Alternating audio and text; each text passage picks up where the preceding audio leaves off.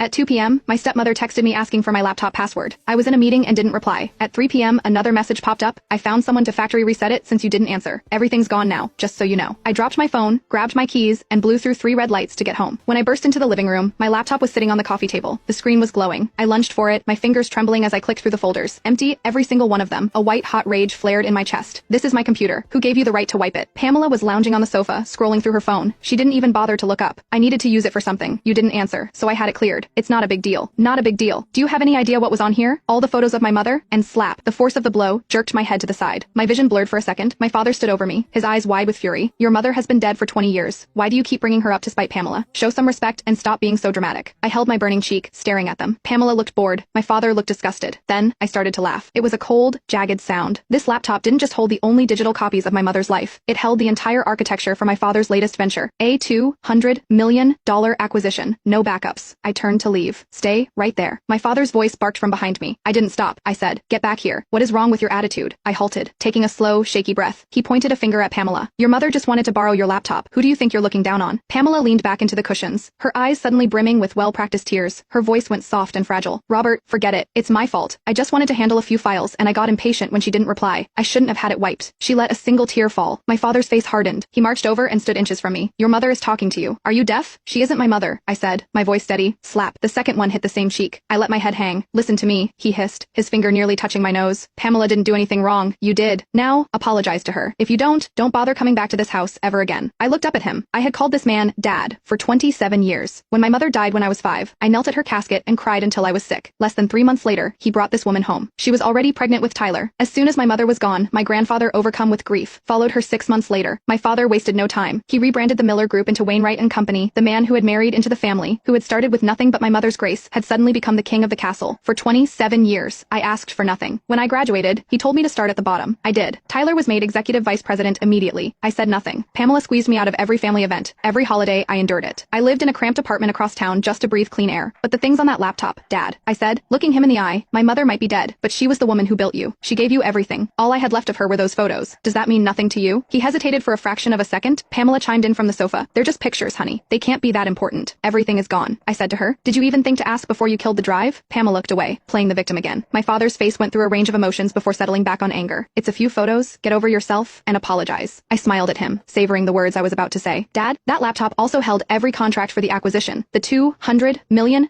deal. It was all in there.